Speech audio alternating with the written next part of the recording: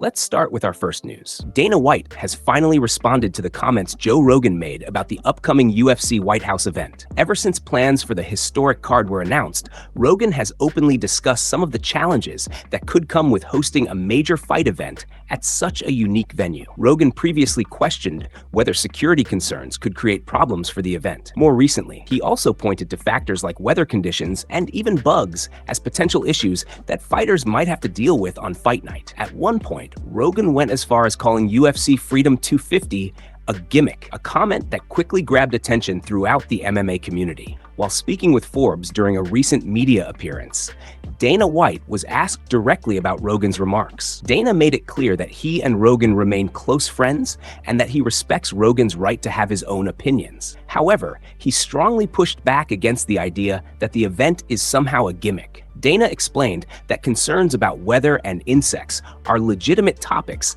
because they are real factors that could affect the event. But when it comes to labeling the card a gimmick, he completely disagrees. According to Dana, the fights themselves carry massive stakes and should be taken very seriously. He pointed specifically to Alex Pereira's opportunity to make history. Dana stated that if Pereira captures a third world title, he could surpass John Jones and become the greatest of all time in Dana's eyes. Because of that, Dana believes there is absolutely nothing gimmicky about the event. Despite the controversy surrounding Rogan's comments, it is worth noting that Rogan has consistently praised the quality of the fights scheduled for the card. His criticism appeared to be focused on the venue and the logistical challenges surrounding the event, rather than the matchups themselves. With history potentially on the line and enormous championship implications attached to the card, the UFC White House event continues to generate major attention across the combat sports world. Move on to another news. Max Holloway has responded to concerns from parts of the MMA community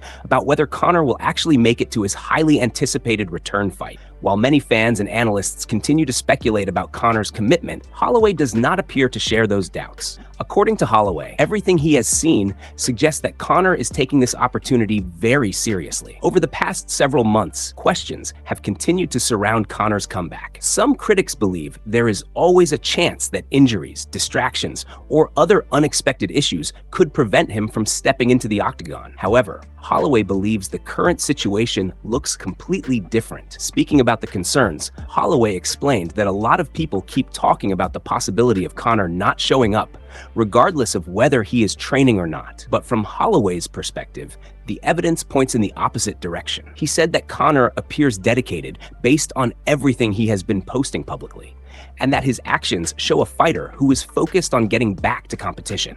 For Holloway, the biggest sign is the level of commitment Conor has been displaying throughout his preparation. Rather than seeing someone going through the motions, Holloway sees an athlete who genuinely misses being in the sport. He believes Conor has a strong desire to compete again and prove that he still belongs among the elite fighters in MMA. Holloway also made it clear that he is excited about the opportunity itself. With the fight drawing closer, anticipation continues to grow among fans who have been waiting to see Conor return to action. The matchup has become one of the most talked about topics in the sport, and every update generates major discussion across the MMA world. Despite all the outside noise, Holloway remains optimistic. He believes Conor wants to get back inside the cage and perform at the highest level possible. Rather than focusing on rumors or speculation, Holloway is paying attention to what he sees from Conor's preparation and mindset. As the scheduled date approaches, Holloway is eager for fight night to finally arrive. In his view, Conor looks locked in, motivated, and ready for the challenge ahead. While concerns from the MMA community continue to circulate, Holloway sees no reason to doubt Conor's intentions and believes the former champion is determined to make his long-awaited return a reality. Move on to another news. Alexander Volkanovski has weighed in on the massive showdown between Alex Pereira and Cyril Gane, and he believes history could be about to unfold. The former featherweight champion recently spoke about the fight on his YouTube channel, sharing his thoughts on what could happen when these two dangerous fighters collide on the highly anticipated White House card. Volkanovski admitted that he is genuinely torn when it comes to predicting the outcome. In his view, this is one of those matchups that is incredibly difficult to call because both men bring unique strengths to the table. Gane has proven himself as one of the most skilled and athletic heavyweights in the world, while Pereira continues to shock fans and analysts with his ability to conquer new challenges inside the octagon. Even though Volkanovski sees the fight as a true 50-50 contest, he ultimately believes something special is about to happen. He explained that he has a strong feeling that a major moment is waiting to unfold on this card, and that moment could belong to Pereira. While acknowledging the uncertainty surrounding the matchup, he leaned toward the Brazilian superstar to get the job done in spectacular fashion. According to Volkanovski, Pereira's incredible run through multiple weight classes has already cemented him as one of the most remarkable fighters in the sport. However, a victory over Gane would take his legacy to an entirely different level. Not only would he defeat one of the top heavyweights in the world, but he could also achieve something that no fighter has ever accomplished before. Volkanovski predicted that Pereira could score a stunning KO victory over Gane and become a triple champion. That achievement would instantly go down as one of the greatest moments in UFC history and further strengthen Pereira's reputation as one of the most dangerous knockout artists the sport has ever seen. Despite making his pick, Volkanovski made it clear that he is far from certain about the result. He stressed that the matchup is extremely close and reminded fans that predictions are never guarantees. Still, he could not shake the feeling that something big is coming. For now, Volkanovski is backing Pereira to make history. If his prediction comes true, the White House card could deliver one of the most unforgettable moments the UFC has ever witnessed, with Pereira standing alone as the sport's first ever triple champion after a spectacular KO finish. Move on to another news. Michael Chandler says his loss to Paddy Pimblett completely changed his mindset. As Chandler prepares for his upcoming fight against Mauricio Hufi at the UFC White House card, he revealed that the one-sided defeat forced him to take a hard look at himself and rethink the way he approaches competition. Speaking about the loss, Chandler admitted he was deeply disappointed with both his performance and the way the fight unfolded. According to him, the setback was difficult to accept, but it ultimately became a valuable learning experience. He explained that after the fight, he needed time to recover mentally and emotionally, reassess his career, and figure out exactly what kind of fighter he wants to be moving forward. Chandler said he had to redefine who he is as an athlete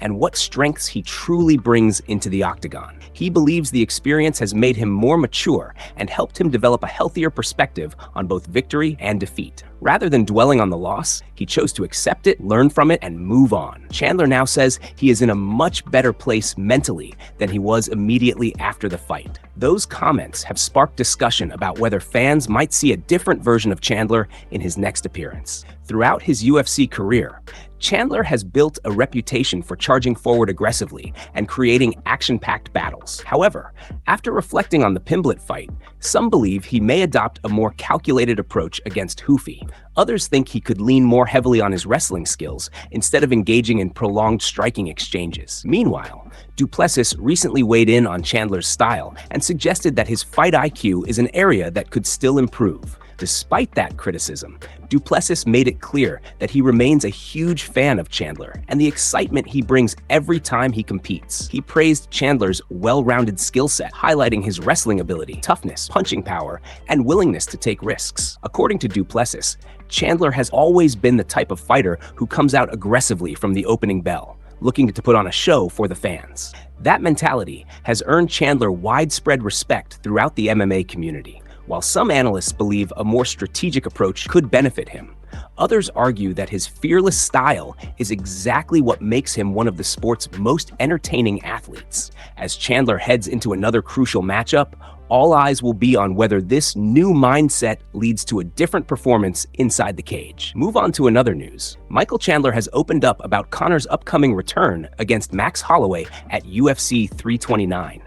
And despite everything that has happened between them over the last few years, he says he feels completely removed from the situation now. Speaking about the fight, Chandler admitted that the entire saga involving him and Conor has been one long roller coaster. From coaching opposite each other on The Ultimate Fighter, to the build-up for their expected showdown, to the training camps, the cancellation of the fight, and all the rumors about it eventually being rebooked, he described the whole experience as a never-ending soap opera that stretched on for years. Even though the rivalry was once a major focus of his career, Chandler explained that he now feels like he is a million miles away from it. He said he does not carry any strong emotions about the situation anymore.